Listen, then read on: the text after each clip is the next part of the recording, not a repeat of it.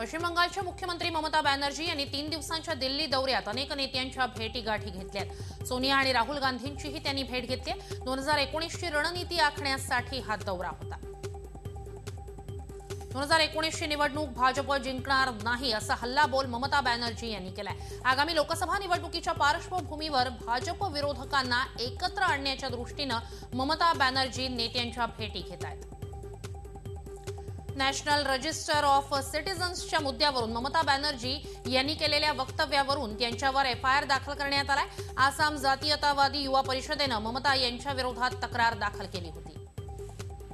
मध्य प्रदेशचे रस्ते अमेरिकेपेक्षा कमी दर्जाचे नाहीत असं वक्तव्य मध्य प्रदेशचे मुख्यमंत्री शिवराज सिंग चौहान यांनी केलेलं आहे। बुधवारी ते शहडोलमध्ये बोलत होते। मध्य प्रदेशच्या विकासाबाबत समाधानकारक बोललं जात नसलं तरी मुख्यमंत्र्यांच्या नजरेत मात्र मध्य प्रदेश पूर्णपणे विकसित झालाय असंच दिसतंय।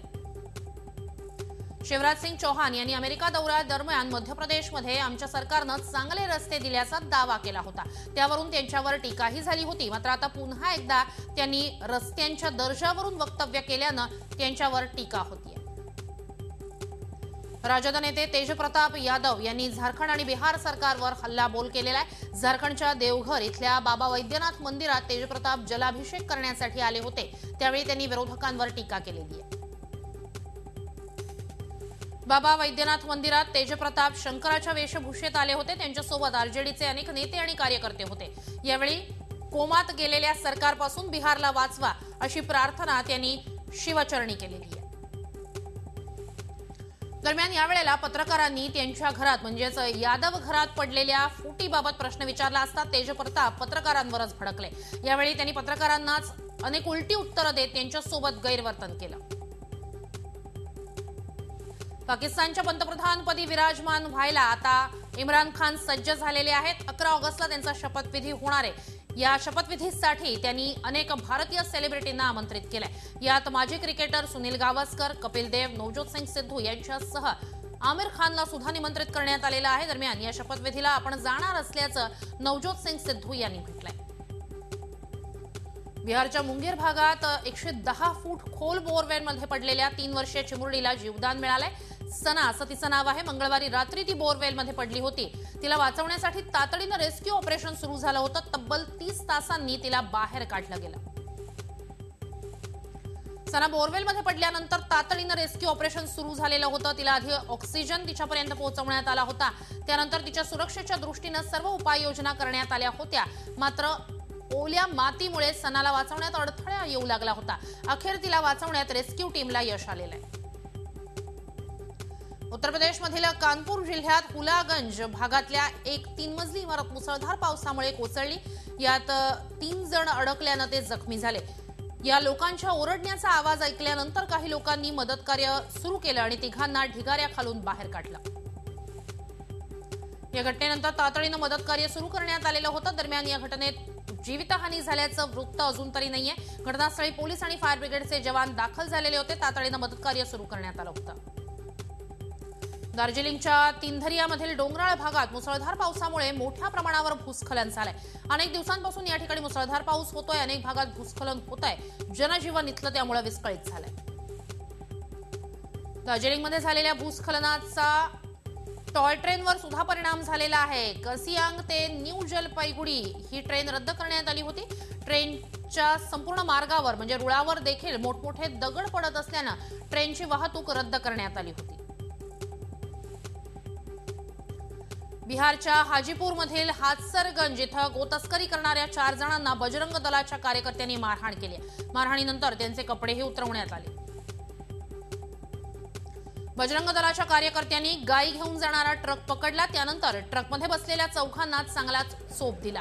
दरम्यान पोलिसांनी मध्यस्थी करत चौघांनाही अटक केलेली आहे। या प्रकरणी अधिक तपास सुरू आहे। तमिळनाडूतल्या कोइंबतूर इथं बस स्टॉपवर उभ्या असलेल्या लोकांना एका वेगवान कारनं उडवलं। यात 6 जणांचा मृत्यू झालाय तर 4 जण गंभीर जखमी आहेत। त्यांच्यावर रुग्णालयात उपचार सुरू आहेत। बुधवारी सकाळी 9:30 वाजण्याच्या सुमारास अनेक लोक पेरियार बस स्टॉप जवळ बसची वाट पाहत उभे होते। त्यावेळी अचानक एक पांढऱ्या रंगाची ऑडी भरधाव वेगात आली। गाडीवरचं चालकाचं नियंत्रण सुटल्यानं त्यानं अनेकांना चिरडलं। यानंतर रिक्षालाही धडक देत तो थेट म्हणजे कार चालकानं गाडी विजेच्या खांबावरच आदळवली। या प्रकरणी पोलिसांनी कार चालकाला अटक केलेली आहे।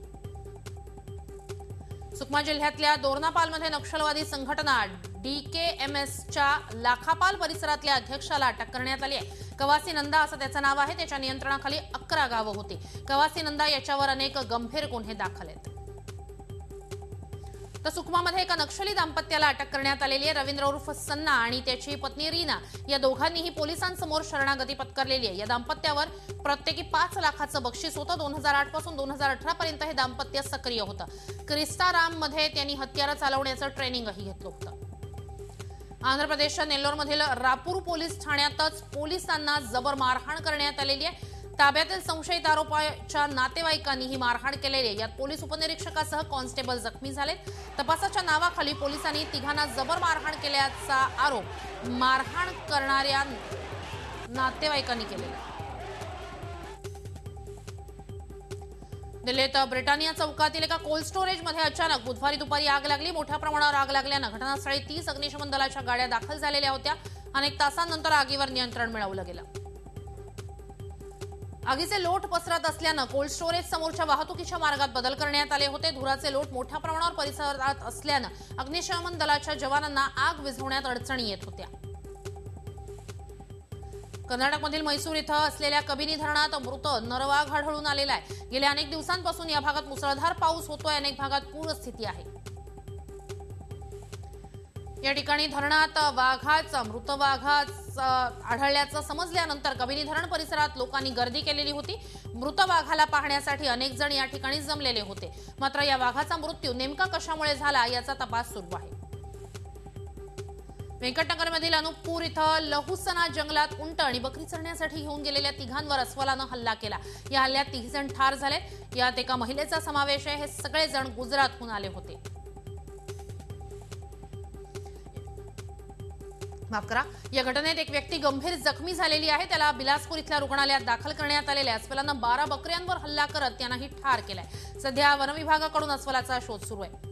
राजस्थानच्या सीकर भागातल्या एका इमारतीच्या दुसऱ्या मजल्यावर बैल अडकल्यानं एकच खळबळ उडालेली होती। इमारतीचं बांधकाम सुरू असताना या इमारतीत बैल घुसला आणि दुसऱ्या मजल्यावरच अडकून पडला। दरम्यान बैलाला सुरक्षितरित्या इमारतीतून बाहेर काढलं गेलंय। आता घर खरेदीदारांचे पैसे दुसरीकडे वळवणं गुन्हा झालेला आहे। अशा कंपन्यांविरोधात फौजदारी खटला दाखल केला पाहिजे असं सर्वोच्च न्यायालयानं म्हटलंय। रिअल इस्टेट कंपन्यांनी गुंतवणूकदारांचे पैसे इतर प्रोजेक्टच्या बांधकामासाठी वापरण्यावरून सर्वोच्च न्यायालयानं नाराजी व्यक्त केली आहे।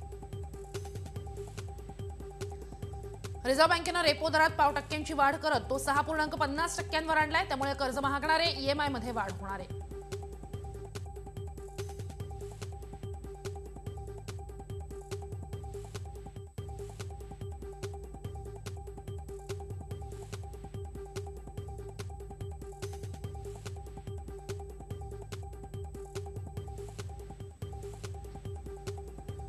याबरोबरच रिव्हर्स रेपो दरातही वाढ करत तो 6.25% आणला गेला। पुढच्या वर्षीच्या पहिल्या तिमाहीत महागाई दर 5% जाईल असा अंदाज व्यक्त करण्यात आलाय। भारतात 2018 पर्यंत बेरोजगारीचा दर 3.5% इतका असेल असा अंदाज आंतरराष्ट्रीय श्रम संघटनेनं म्हणजेच ILOनं व्यक्त केलेला आहे। रोजगाराच्या सुरक्षेचा विचार करता भारतात 77% रोजगार असुरक्षितच असणार आहेत आणि ही भारतासाठी चिंताजनक बाब असल्याचं बोललं जात आहे। भारतात चीनपेक्षा रोजगार जास्त असला तरी 77% भारतीय हे नोकरीच्या बाबतीत असुरक्षित असल्याचं दिसून येत आहे। पीएफची पेन्शन लगेचच तिप्पट होणार नाही तर सुप्रीम कोर्टाच्या निकालानंतर हा निर्णय घेणार असल्याचं सरकारकडून स्पष्ट करण्यात आलंय। निवृत्तीनंतर दिलं जाणारं पेन्शन किमान 3000 रुपये करावं आणि त्याची महागाई निर्देशांकाशी सांगड घालावी अशी केंद्रीय कामगार संघटनांची मागणी आहे। आधार क्रमांक इंटरनेट किंवा समाज माध्यमांवर जाहीर करू नका, तो कोणासोबत शेअर करू नका असा सल्ला भारतीय आधार प्राधिकरणानं नागरिकांना दिलाय। आधारच्या सुरक्षेवरून निर्माण झालेल्या वादाच्या पार्श्वभूमीवर हा सल्ला देण्यात आलाय। मणिपूरच्या राज्यपाल डॉक्टर नजमा हेपतुल्ला यांनी 2013 साठी उत्कृष्ट खासदाराचा पुरस्कार देऊन सन्मानित करण्यात आलं होतं। दिल्लीच्या संसदेत राष्ट्रपती रामनाथ कोविंद यांच्या उपस्थितीत या पुरस्काराचं वितरण करण्यात आलं। हेपतुल्ला यांच्यासह हुकुमदेव नारायण यांनाही हा पुरस्कार देण्यात आलाय। न्यूझीलंडच्या पंतप्रधान जेसिंडा आर्डेन या प्रसूती रजेनंतर पुन्हा कर्तव्यावर रुजू झाल्यात. 38 वर्षाच्या जेसिंडा या जागतिक नेतेपदी असताना प्रसूत होणाऱ्या दुसऱ्या नेत्या आहेत. याआधी बेनझीर भुट्टो पंतप्रधानपदी असताना त्यांनी बाळाला जन्म दिला होता. जेसिंडा यांनीही एका गोंडस मुलीला जन्म दिलेला आहे. स्वीडनमध्ये 17व्या शतकातील राजा आणि राणीचे शाही मुकुट चोरीला गेल्याची घटना उघडकीस आली. स्टॉकहोममध्ये मंगळवारी एका चर्चमधून किंग कार्ल IX आणि त्यांच्या पत्नी क्वीन क्रिस्टिना यांचे 2 शाही ताज मुकुट चोरण्यात आलेले आहेत. पोलीस या प्रकरणी तपास करतायत. तर बातमी क्रिकेटच्या पहिल्या सामन्यात दिवस अखेर इंग्लंडनं दोबात 285 धावा केल्यात. या सामन्यात भारतानं एकीकडे फिरकी आणि दुसरीकडे वेगवान गोलंदाज असं आक्रमण सुरूच ठेवलं होतं. इंग्लंडसोबतच्या सामन्यात कुलदीप यादवपेक्षा अधिक विश्वास दाखवलेल्या अश्विननं आपल्यावरचा विश्वास सार्थ ठरवत 4 बळी टिपले. शिवाय शमीनं 2 तर ईशांत आणि उमेश यादवनं 1-1 बळी टिपलेला आहे. अमेरिकन सिंगर रिहाना ही आता प्रतिष्ठित मॅगझिन वोगच्या कव्हर पेजवर झळकणार आहे. या प्रतिष्ठित मॅगझिनच्या कव्हर पेजवर झळकणारी ती पहिली कृष्णवर्णीय महिला आहे. रिहाना सप्टेंबरच्या इश्यूमध्ये कव्हर पेजवर दिसेल. ब्रह्मास्त्र सिनेमाचं बल्गेरियात शूटिंग सुरू आहे आणि या शूटिंगच्या ब्रेक दरम्यान रणबीर कपूर फोटोग्राफी करतोय आणि त्याची मॉडेल आहे आलिया भट्ट. आलियानंच यातले काही फोटो इंस्टाग्रामवर पोस्ट केलेले आहेत. फॅशन इंडस्ट्रीतल्या सगळ्यात मोठ्या नावांमध्ये मनीष मल्होत्राचं नाव येतं. त्याच्या एका फॅशन शोसाठी बॉलिवूडचा सुपरस्टार सलमान खान यानं कतरिना कैफ सोबत रॅम्प वॉक केलाय. मनीष मल्होत्राला इंडस्ट्रीत 13 वर्ष पूर्ण झाले आणि त्यानिमित्तानं आयोजित शोमध्ये सलमान कतरिना शो स्टॉपर होते. दोघेही मनीष मल्होत्रानं तयार केलेल्या इंडो पर्शियन कलेक्शनवर रॅम्पवर उतरले. मनीष मल्होत्राच्या फॅशन शोसाठी जान्हवी कपूर आणि ईशान खट्टरही आले होते. यावेळी जान्हवीची बहीण खुशी सुद्धा हजर होती. लवकरच बॉलिवूडमध्ये पदार्पण करणारी सैफ अली खान अमृता सिंगची मुलगी सारा अली खान हिनं देखील मनीष मल्होत्राच्या फॅशन शोमध्ये रॅम्प वॉक केला. इंग्लंडसोबत सुरू असलेल्या पहिल्या टेस्ट मॅचमध्ये इंग्लंडचा कॅप्टन जो रूटला 80 धावांवर रनआउट केल्यानंतर विराट कोहलीनं ज्या तऱ्हेनं आनंद साजरा केला त्याची चर्चा आता रंगलेली आहे. वनडे सिरीज जिंकल्यानंतर जो रूटनं हातातील बॅट सोडून जसा आनंद साजरा केला तसंच प्रत्युत्तर विराट कोहलीनं त्याला रनआउट केल्यानंतर दिल्याचं बोललं जातंय.